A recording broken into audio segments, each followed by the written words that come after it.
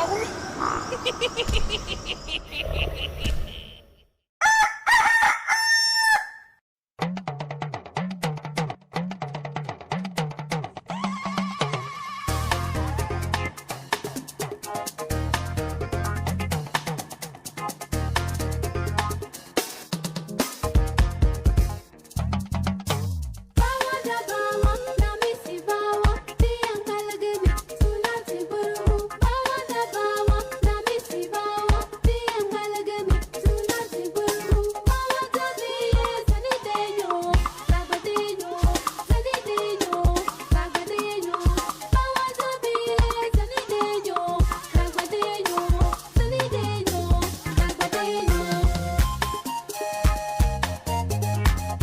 Blessed is the man that walketh not in the counsel of the heathen, nor sitteth in the seat that is scornful, but his delight is in the law of the Lord, and in this law I see I did sunrise and sundown. Him I go there like a tree planted by the rivers of water that bringeth forth fruit in his season. Him leave never I go wither, and whatsoever him do shall prosper. Yea! The heathen them now, they saw them day like a chaff, which the wind driveth away. Therefore the heathen them never go turn upon judgment of the sin among them in the congregation of the righteous. For the Lord God Jah loveth the way of the righteous and the way of the sin among them always and always. I go perish. Let the people of the Most High God say, Jah!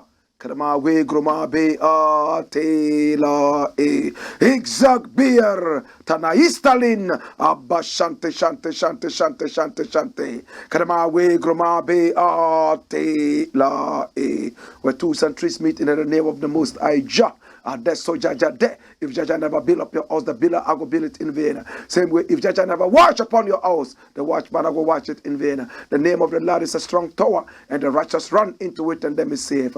Many are the afflictions of the righteous, but Jah shall deliver him from all of them. And I give thanks, and I give thanks, and I give thanks, and I say unto that name that is greater than every other name. And with the mention of that name, every knee must bow. How mausobo adanu water. Ewo asikle for. Au mausobo lisa akpe kaka. This is the Black Pot, aka Kukushonemo, where we speak truth to power. And my name, Blakk Rasta. Now in every traditional African home there is a black pot, and each time this black pot sits on the fire, there is something very sumptuous cooking, and it's for the nourishment of the family.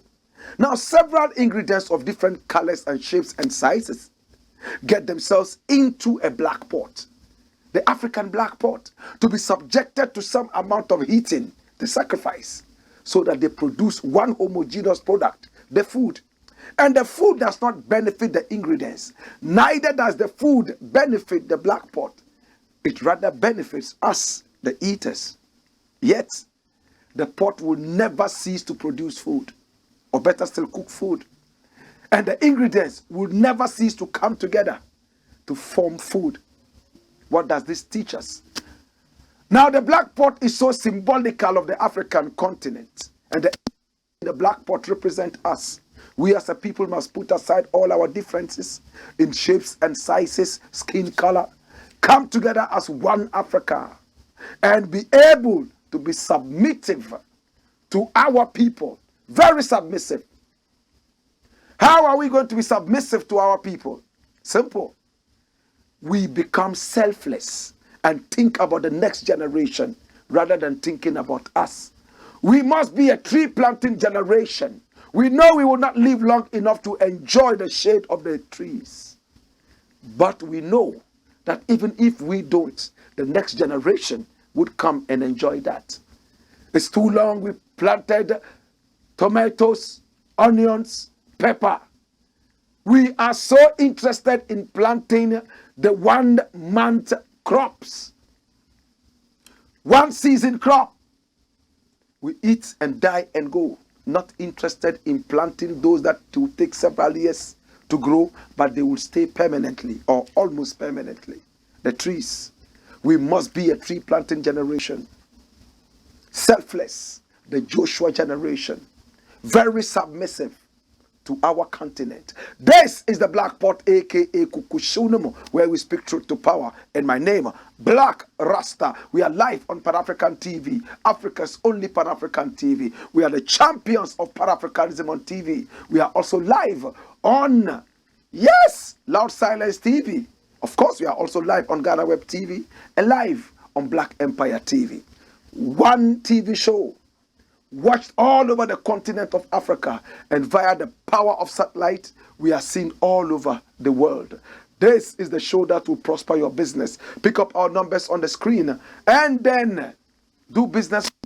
The more your businesses grow, the more we grow too.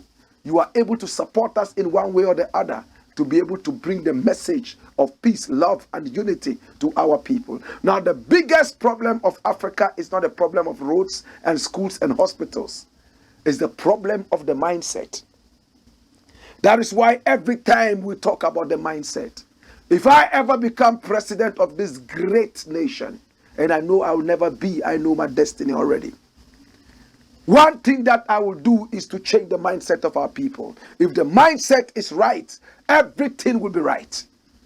If the mindset is right, the roads that we already have, hospitals, and even schools will be maintained. More would even be built by individuals. If the mindset is right, individuals would build roads, schools, and hospitals. Individuals would work to prosper Africa.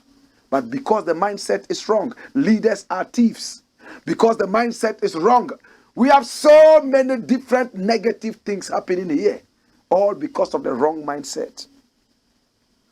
We have to unlearn things so that we'll be able to learn new ones that are more positive to our course and our journey. My brother, my sister, we have all gone through brainwash education, but you shouldn't settle yourself in this brainwashness. All you need to do is to push away that, unlearn that, and pick up new vibes that will let Africa grow.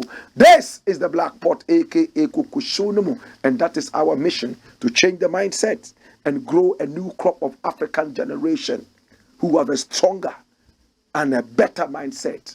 This is the show, the Black Pot, aka Kukushunumu, where we speak truth to power. And today we have a number of things to look at. I want to start by looking at this. Watch it. What does it say? It's rolling on your screen. It says, thieves finish off Ofori. Thieves finish off Ofori. Now, Ofori is a very wonderful man. I love him. I know him personally. I've met him before. He's one of the businessmen in this country who are trying to be as honest as they can. Ofori is a man who loves spirituality and loves God. Ofori is one of the biggest in the whole of Ghana in terms of the supply and production of building materials. Ofori has branches all over Ghana. Ofori is a rich merchant. Why would thieves finish off Ofori? Watch this. 5 employees of Ofori Limited, held for stealing, granted 5 million Ghana cedi bail. Come, let's look at the story. Watch it. 5 employees for Joe Ofori, that's Ofori Limited, a leading materials distribution, remanded for stealing building materials worth 2.615011 have been granted bail. Roll it, man. Appearing before an Accra Circuit Court, the court admitted the 5 employees to bail in the sum of 1 million Ghana cedi bail with 3 sureties each to be justified with landed property.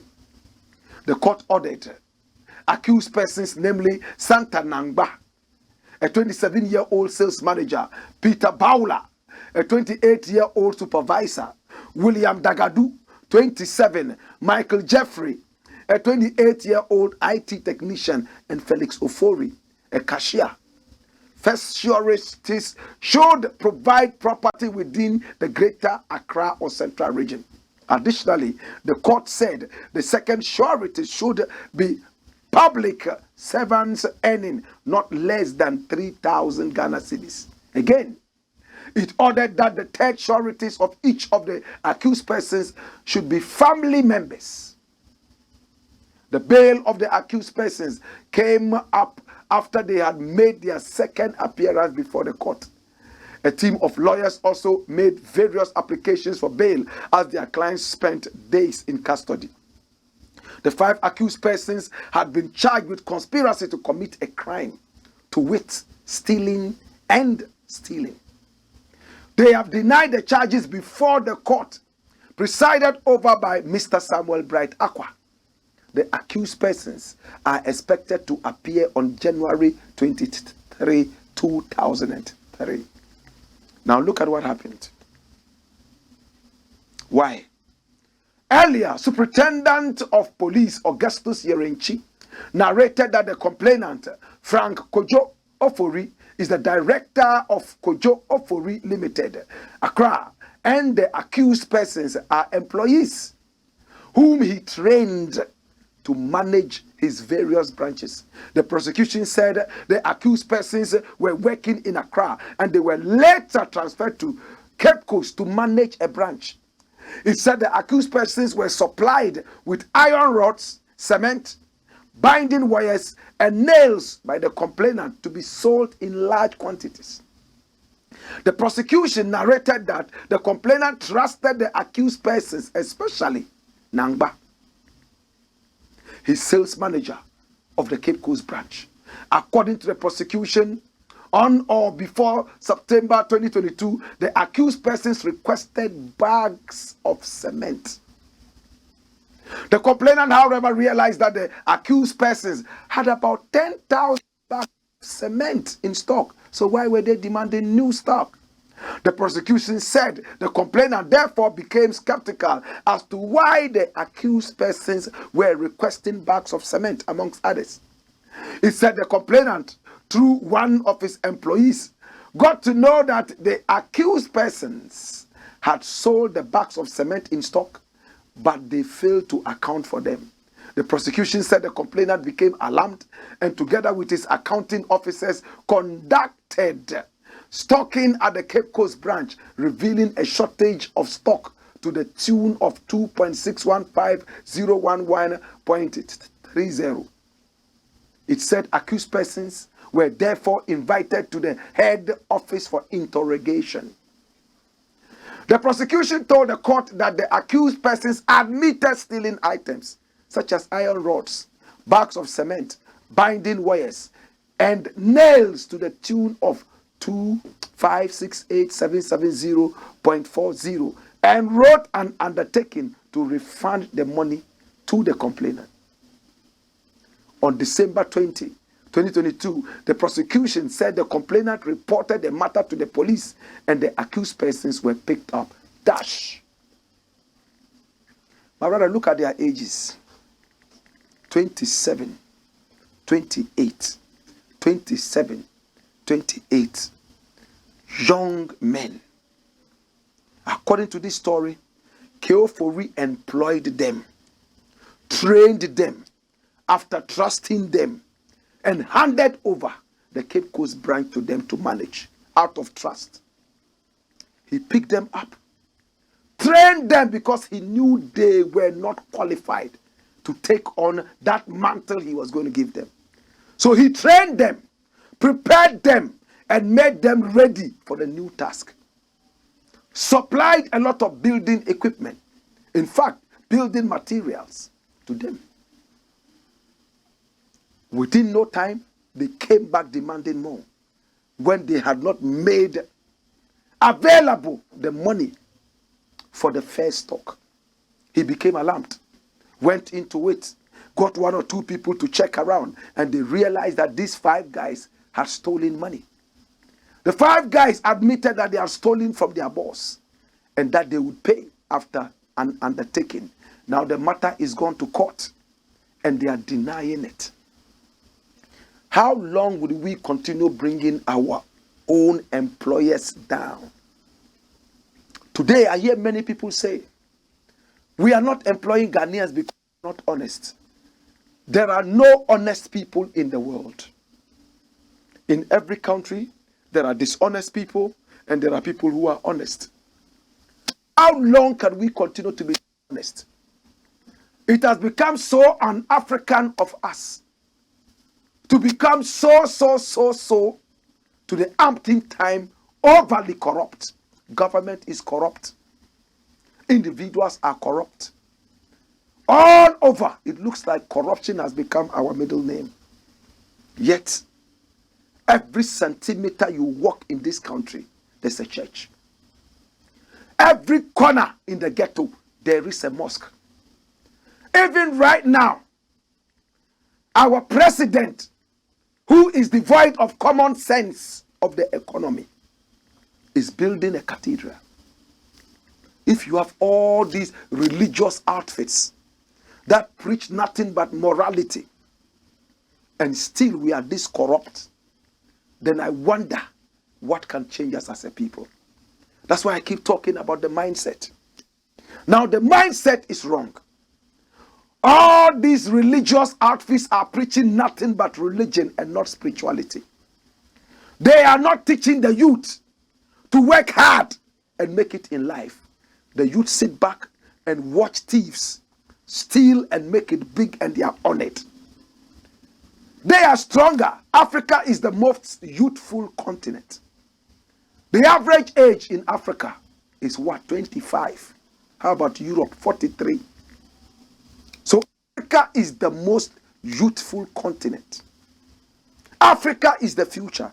If our youths are beginning to get jailed, if our youth are beginning to steal left, right, and center, it shocks me most of the time when I see a man go out there and hustle it out, bring home some money to establish some business to employ other people. And they only go in there to steal the very fiber of the business, to break the very backbone of the business. The business collapses, they are running around again with their CVs looking for new employment to destroy. What's wrong with us? Nobody treats somebody's business like his own business. After all, a lot of these employers even cheat the employees. They know that the amount of money they are paying them is nothing. In fact, even transportation would swallow that. Transportation from their places of residence to work and back in a month, the money that is paid them is not even enough for that. Yet you pretend you are paying them. So you turn them into thieves. You have no excuse to be corrupt. No matter how much your back is pushed against the wall, you have no excuse to ever say that you must be corrupt. Because of hardship, because the employer is not paying you well, so you decide to steal from your employer, then you are already a thief. It's not because of what your employer is offering you, that's why you are a thief. You are already a thief. If your employer gives the whole company to you, you will still steal from it. If they pay you salary like a king, you will steal. It hurts me, my brother, my sister, how many good employers have been brought down. How many people have left America, England, after several years of working in the cold. They bring money home to employ their brothers and sisters and hoping that they will help with the unemployment situation of the country. A lot of them have gone back preparing to die in America. So disappointed. They don't even want to come back to Africa again. Their own African people have let them down. We blame the white man, my brother, my sister, for coming here to enslave us and teaching us corruption. Today we have become the professors of corruption, teaching the white man new ways of being corrupt. It is sad. I know how hard Ofori has worked. I know that this is a man who has put his whole shoulders to the wheel. He's a building material seller, for heaven's sake. Opened so many branches all over Ghana. And people that he has employed, trained to take up new positions, are letting them down like this. It's most unfortunate. If this story is anything to go by, and the source is the GNA, Ghana News Agency, it's a mouthpiece of the nation. I am really sad. We need to work on the mindset, or else we will be brewing new thieves, young thieves, who will grow and turn this country into a kleptocracy. You know what it means to say kleptocracy? A government of thieves. This is the Black Pot, aka Kukushonomo, where we speak truth to power. And my name, Blakk RASTA. On this Ofori issue, I wish you all the best, Ofori. I hope that the law is able to go deep into it. May the culprits suffer. And may justice be done. Dash it away and bring me the next thing. What is the next item we are looking at today? Look at it, it's most interesting. Meek was in Ghana. He's an American rapper. He said he spent all his youth in jail for the wrong reasons. I like him. I've never listened to his music. I don't know his music. Because this kind of music is not my kind of delicacy. But I love him. I love him, honestly. When I look at him, I feel like this is my brother.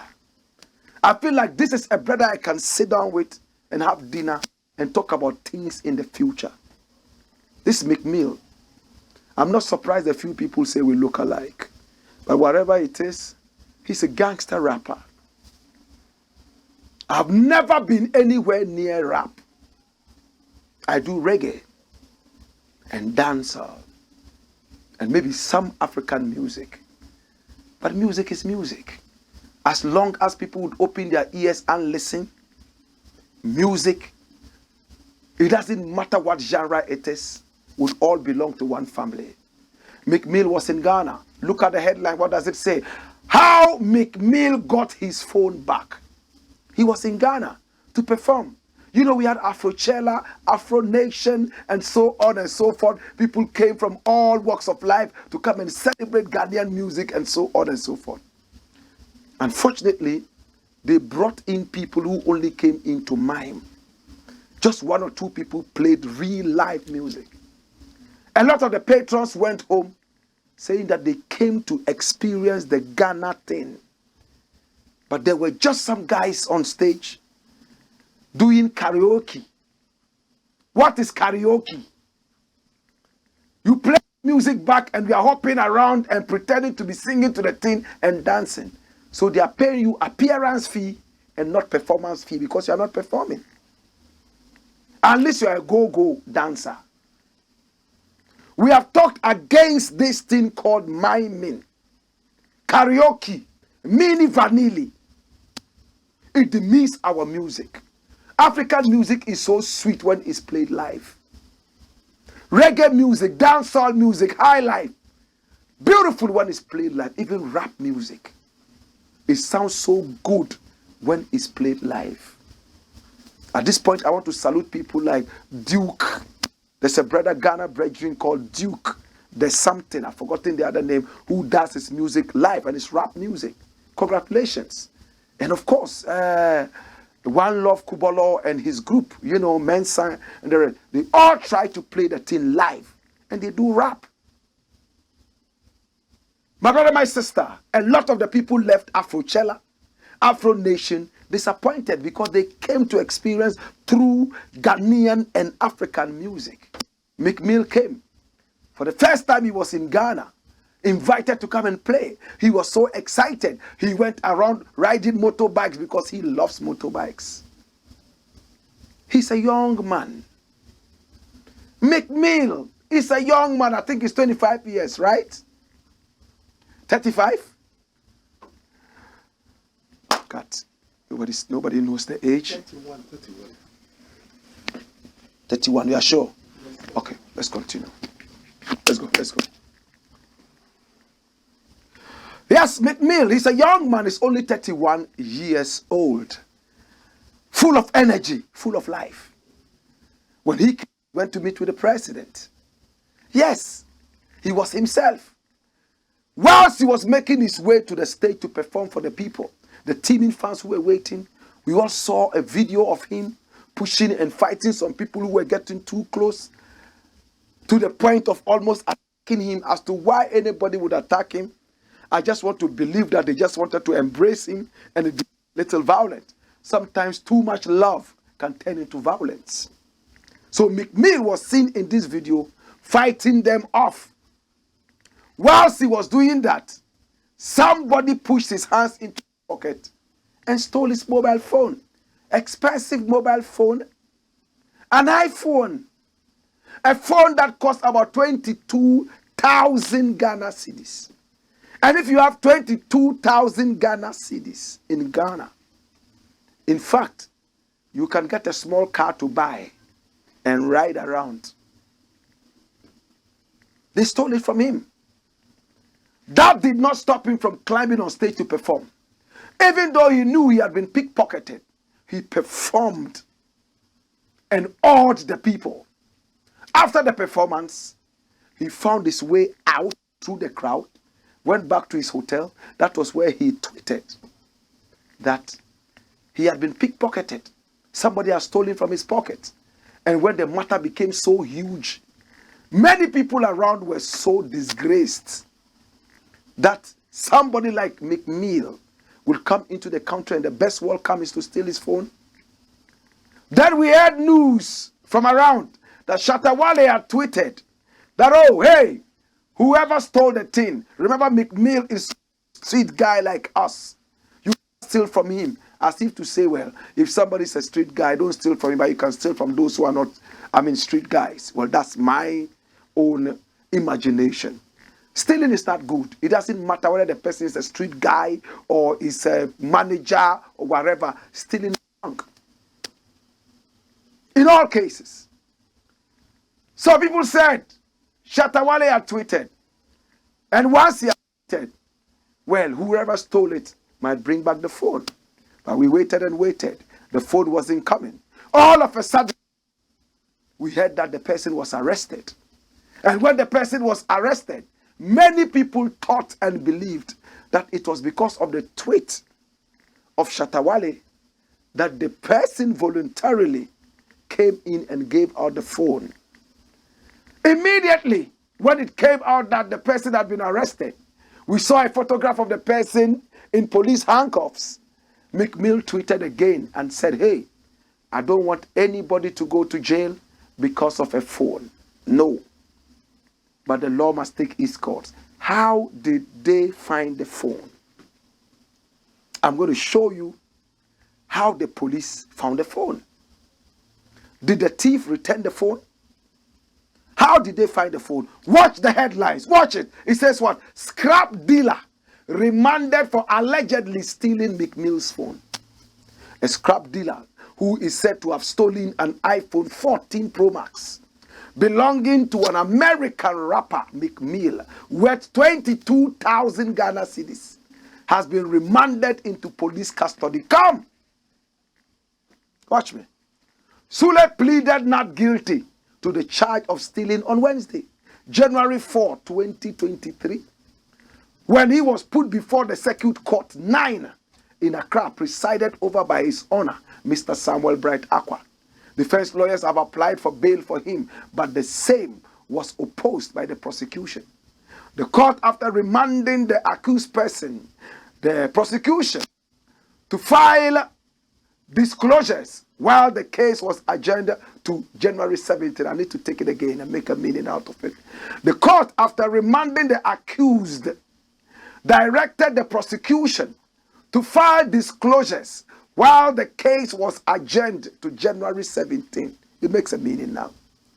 Per the brief facts of the case as presented to the court by Chief Inspector Maxwell Opong, the complainant was Akwesi Ajiman. Oh, I know Akwesi Ajiman, the Chief Executive Officer of Ghana Tourism Authority. Of course, he has every right to be very, very, very worried. So he was the complainant. According to him, the Sule is a scrap dealer and lives at Medina. And that on December 29 last year, the complainant organized a musical program at the Independence Square, Accra, which hosted an American rapper, Meek Mill, as the performing artist. He said, at about 8:20 p.m. on the same day, The guest artist who was making his way through the heavy crowd onto the stage had his phone stolen by the accused who was amongst the crowd. The iPhone 14 Pro Max mobile phone, according to the prosecutor, is valued at 22,000 Ghana cedis.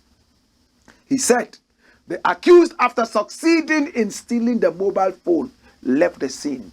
Now see how he was arrested.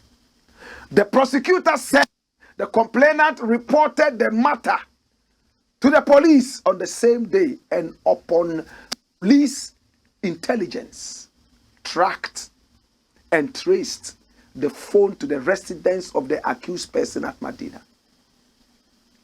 The prosecutor said the accused was arrested with the phone on December 30 last year, and during investigation, the accused admitted the offense, and after investigation, he was charged with the offense and brought before this honorable court. And the source is starfm.com.gh. This is the accused. That's him. His name is Nuhu Sule. There is no art to find the mind's construction on the face. But if I see this guy anywhere, I will not get close to him. His face looks like somebody who can do that. It's very sad. This is the iPhone Pro Max 14. 22,000 Ghana cedis. This can pay about 100 Ghanaians who are working in some of these factories owned by Chinese and some other people. About 100 of them. Divide that 22,000 by 100. 220. Right? 220. Some of them are paid 200 Ghana cedis. Some of them 150 a month. And they are there. So this mobile phone is able to pay 100 Ghanaians in some of these damnable foreign-owned factories and scrap shops. The cost of this phone is enough to take care of this thief all his life. How much does he get from selling scrap? These are street boys who run night and day, and if they are able to get 5 cedis a day, they are lucky. So the system turns a lot of these people into thieves. He's an illiterate. He stole it. He didn't know that it could be tracked. He went and stole from the pocket of an American rapper. He never thought about the consequences of this to the nation. He didn't care, so selfish. He just wanted to steal and go away. And this was in the news all over. All the major news outlets in the world reported this, that the American rapper who was so happy to be in Ghana had been pickpocketed because he made it public. These guys are so famous that wherever they go, the lenses of the world are on them. I'm so sad that this happened in this country. In fact, it could have happened anywhere. But it didn't happen anywhere. It happened here. That is why we are concerned. Come here. They tracked Nuhu Sule all the way to Medina. And then they took the phone from him. I decided to go around the jailhouses in Ghana. I've been doing that. 80% of all those who are in prison are Christians. 80%. About 15% are Muslims. Only 5% are neither Muslim nor Christian. Yet these are the two religions that control us. And these are the two religions that have morality, and they are vehemently against stealing and crime. Yet our jailhouses are made up of these two religions. 95%. It means religion has failed. If religion was actually supposed to pump morality into us, or box morality into us, or put us on the right course, that religion has failed. That's why when they ask me, what religion do you belong to? I tell them I'm not religious. In fact, I'm hurt to be asked what religion I belong to. No Sule. May you suffer. You're a wicked guy. Are you better than the rest of the scarce people who are struggling in life? We are all strugglers. Forget that we come on TV and we look like we are so rich. Some of us, sometimes we wake up 10 cedis in our pocket. We don't have that. And we can't ask anybody to help us because everybody sees you on TV and he thinks that you are rich. The other day I was going to leave my house and my little son called me and said, you have not locked the main door. I said, boy, come out, man. What is in there? Waiting there. Waiting there. If you want people to steal from, go to the people in power. The thieves who are politicians. The pastors who are nothing but thieves. The malams who are on TV and that they are conjuring money and all that. These are the thieves. They are those who have it. Not me who is walking on the street and I'm with you every day. What are you going to find in my house? If you are lucky, you find some herbs and some fruits. What else? I don't even eat meat. I don't eat fish. If I have meat on the animals. Yet these religions I'm talking about, they all eat meat like it's a party. Why am I bringing meat in? If I don't eat meat, in fact, it makes me more sensitive to the plight of the animal. Am I right? I don't eat it. Somebody else eats the meat. When his religion is celebrating a certain holiday, they are looking for animals to kill, to murder. And they say, our God says we can eat them. They slaughter them and have parties and dance whilst animals' blood going down. So if I have so much love for the animal that I say, no, I cannot kill you. I cannot eat you. That means I will be less greedy. Right? If I can stop myself from being greedy, from eating the meat and engaging in the things that greedy people may do, then it will be difficult for me to steal. Because I know the person I'm stealing from is going to be hurt. He'll be broken-hearted. If I love the animal so much so that I don't want to hurt it, is it a human being I will hurt? Some people will see this as controversial. But we have been branded already as controversial, so it won't be a new thing. This is the Black Pot, a.k.a. Kukushunamo, where we speak truth to power. Sule. No Sule. Well, like a shagini. Hey! Wayo!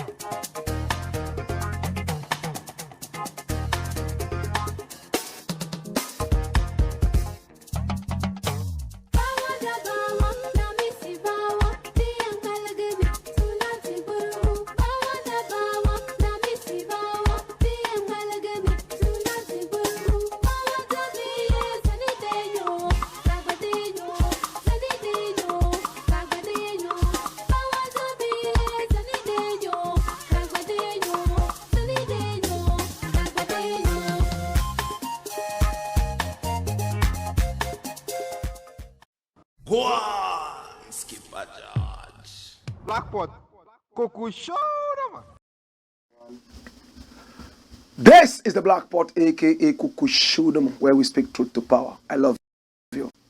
Next thing I would like to look at is rolling on your screen. Follow me, come.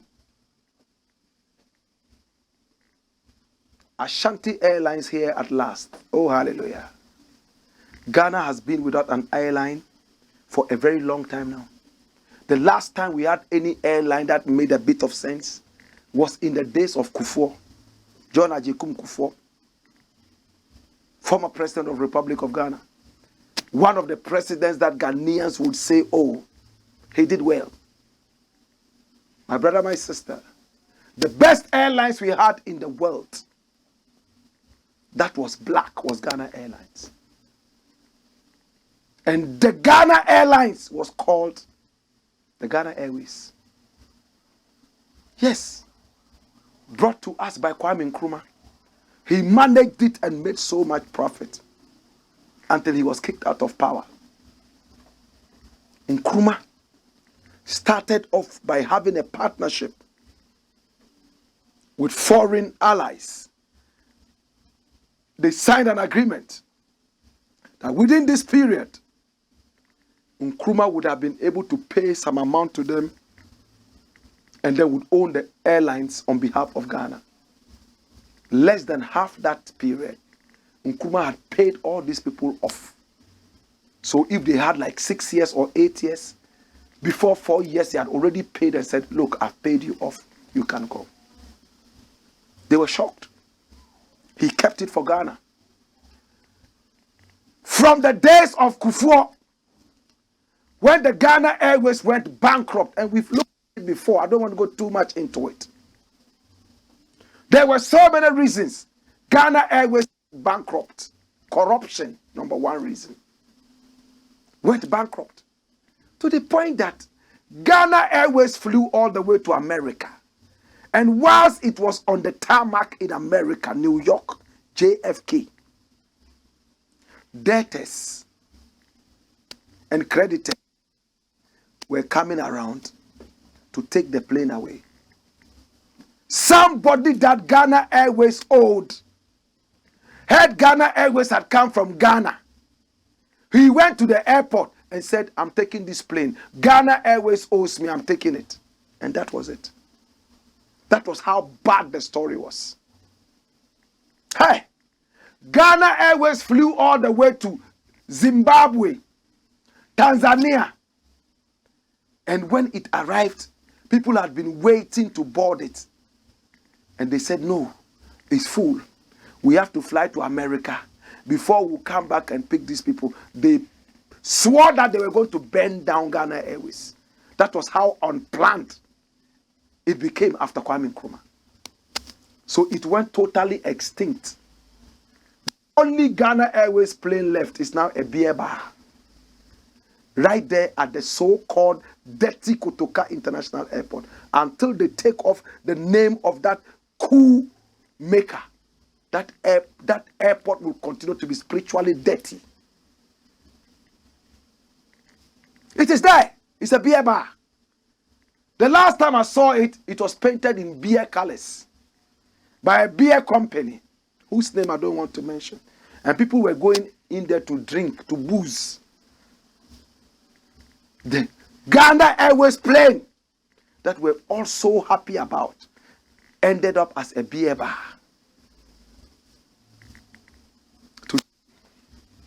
I am happy that we have Ghana Airways coming back, rebranded. I wish it could still be called Ghana Airways, but they want to call it Ashanti Airlines. And it's not only going to represent us as a people, it will also represent our culture. Was there a reason they decided not to call it Ghana Airways, but rather Ashanti? Because Ghana is bigger than Ashanti. But in all things, it's still good. Because it's still us. Ashanti is Ghana. Yes. If you talk about Ashanti, you can't find Ashanti in Tanzania. It's not in America. Ashanti is Ghana. So we are happy. This is the story. Watch it. There's something interesting. Plans on course for Ghana Airlines to take off third quarter of 2023. September, October, November, December. That's the fourth quarter.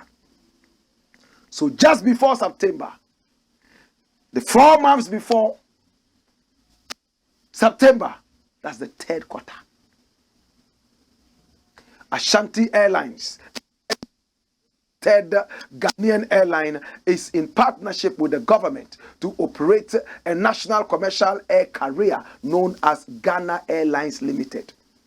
Zotus Group Incorporated, United Kingdom, known for its diverse portfolio of projects, is the financial and operational partner of Ashanti Airlines with the government of Ghana. An official press release signed by the accountable manager, I like that, accountable manager of Ashanti Airlines, and copied to the Ghana News Agency on Thursday, said the partnership was in line with the government's policy of enabling the private sector to drive growth and transformation agenda for economic developments and to boost the effective implementation of Africa Continental Free Trade Area, AfCFTA. The new airline will commence operations in the third quarter of 2023 with flights on the domestic routes, then later to regional and international routes, including flights to Heathrow Airport, London, UK, JFK Airport in New York, USA, and beyond.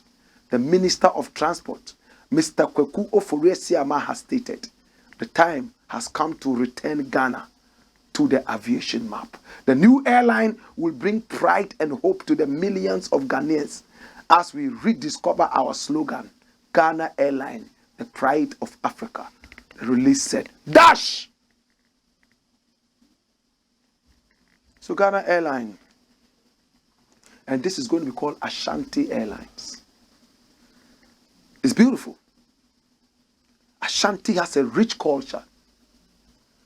But this is a private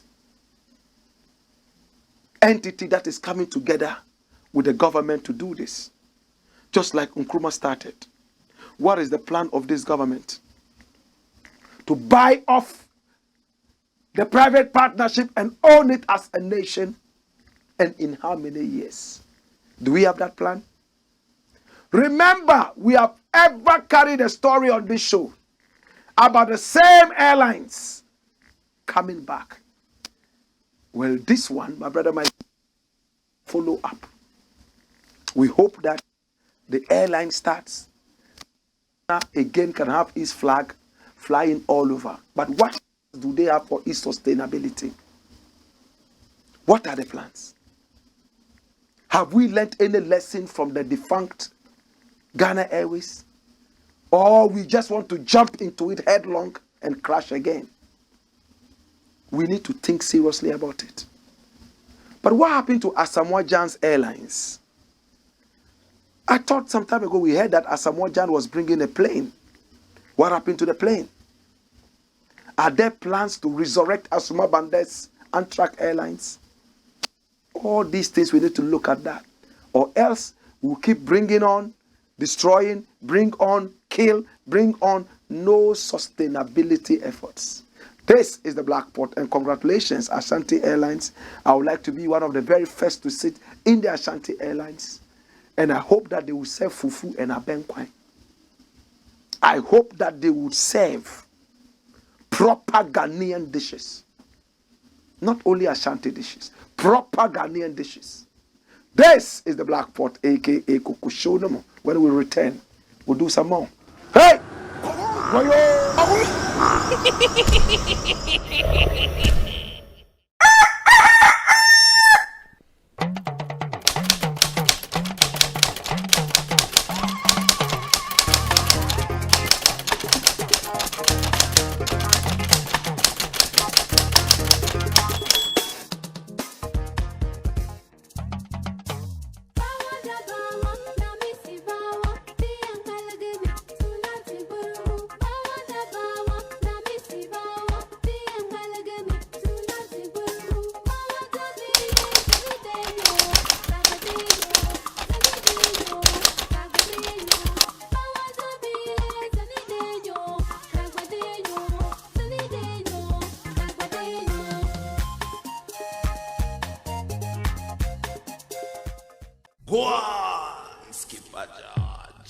Blakk Pot, Kukushonomo.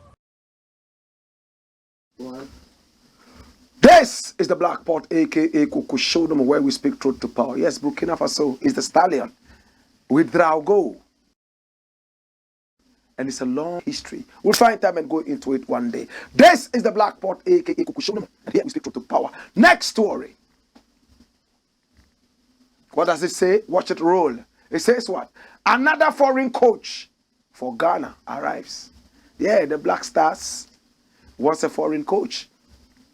You know, they are looking for a foreign coach. Every time they have a black coach, they have meaning him. They find a way of doing whatever they can with the coach, then they will sack him after. But this time around, their female counterparts have also learned from them. For the first time, they are bringing on a foreign coach. Watch the story. Swiss tactician Nora Hoptel appointed new Black Queens head coach. The Ghana Football Association, GFA, has announced that it has appointed Swiss tactician Nora Hoptel as the new head coach of the Black Queens. Nora Hoptel has been appointed as the head coach of the senior women's national team, otherwise known as the Black Queens.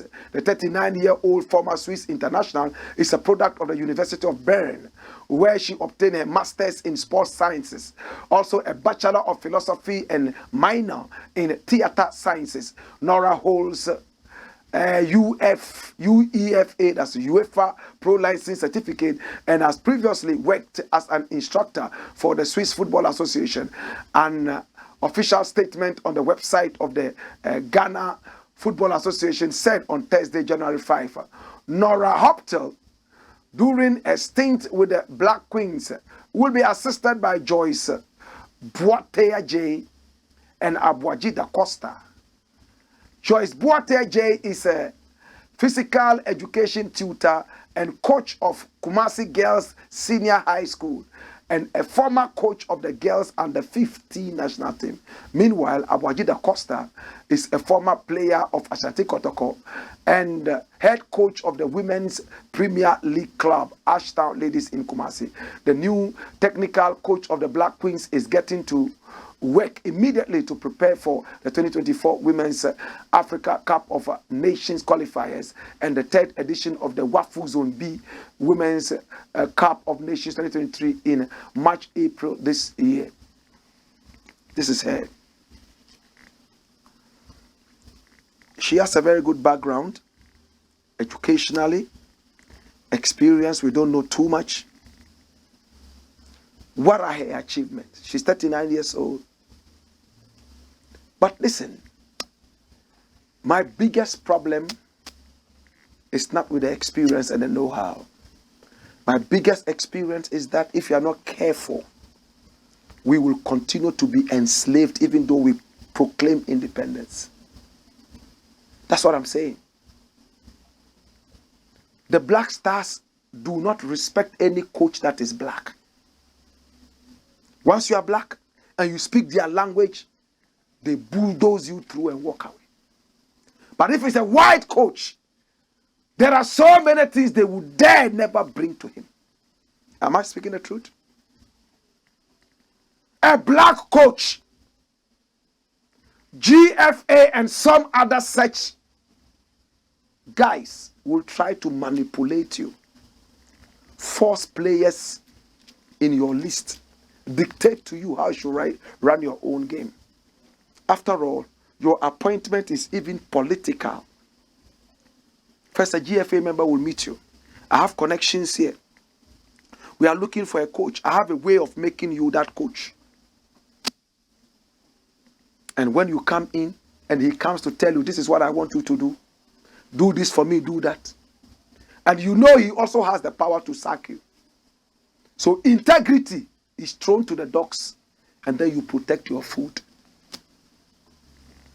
The white guy will not do that. First, the procurement process is so clean.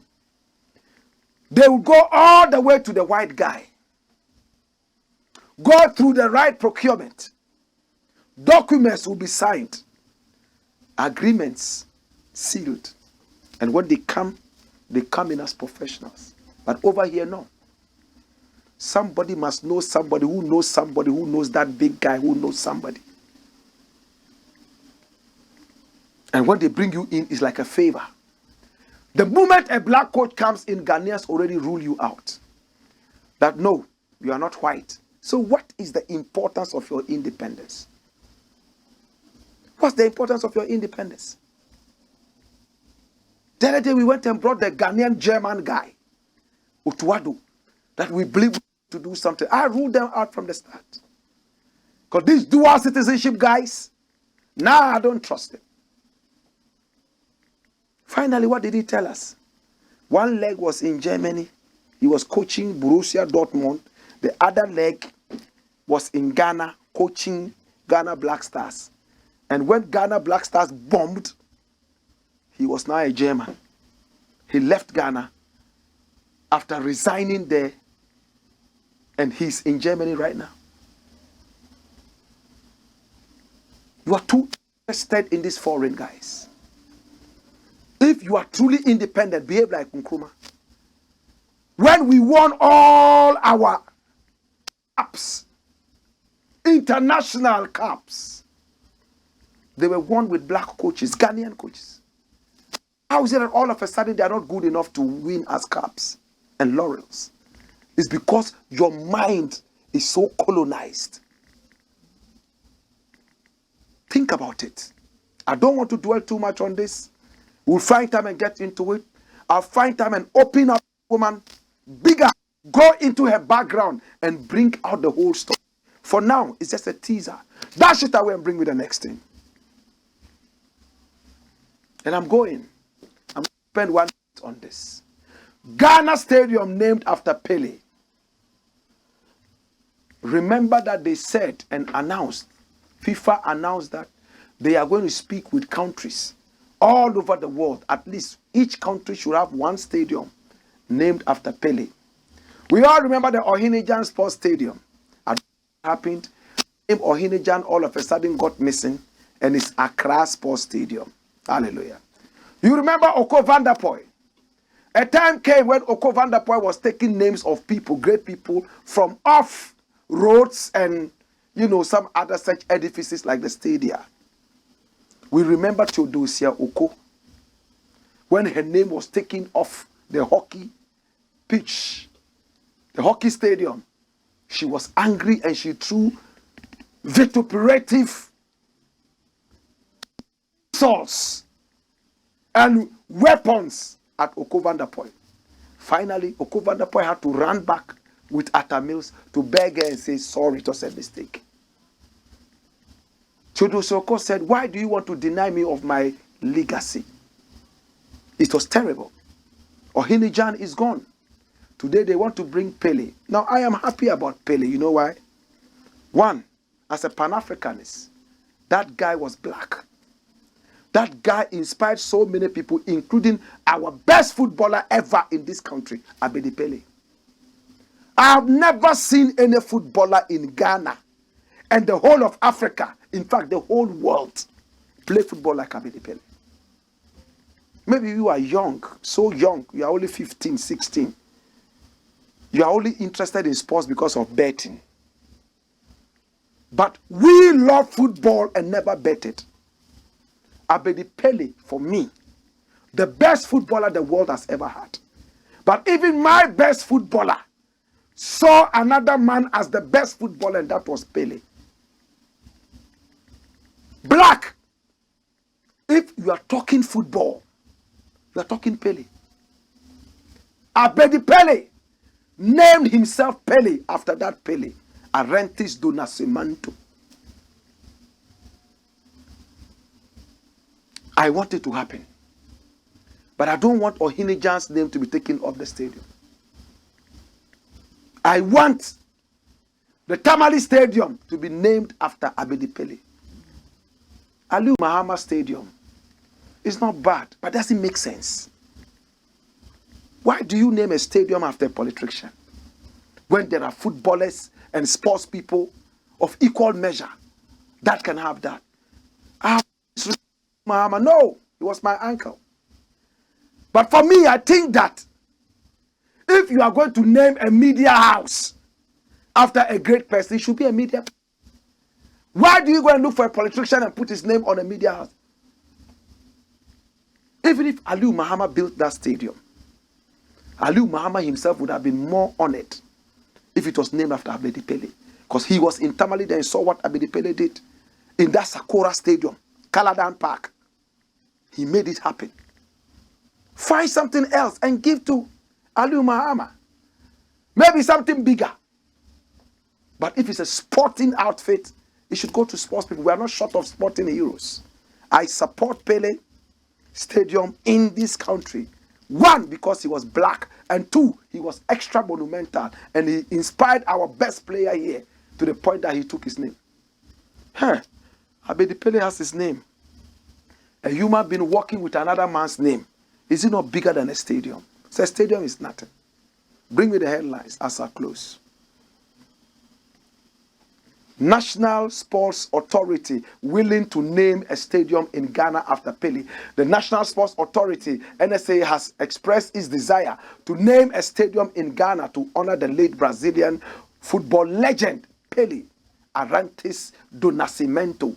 FIFA President Gianni Infantino, who was in Sao Paulo in Brazil for Pele's funeral, said that FIFA would ask every country in the world to name a stadium in honor of the late ball wizard. I don't like the wording. Should say they would appeal rather than ask, like to make it by force. If you do that, it's not as big as when you appeal to people and they do it on their own. Dash it away. So it's going to happen in Ghana, and I'm happy to see it happen in Ghana. This is the Black Pot, aka Kukushunum, where we speak truth to power. I love you and I appreciate you. Do business with us. Our numbers are on the screen. We'd love to have you as business partners. Yes, let's advertise your business. Pay us something so that we can also grow the muscles financially to do what we're doing. Until you again, we love you. We appreciate you. And remember, our social media pages are also live waiting for you. Yes, they are there on the screen. Black Empire Media. That's our name. We are on Twitter, we are on Facebook, we are on YouTube, and we are also on Instagram. Please follow us, and we always update it. You get to know our stories and never will miss any one of them. Hey!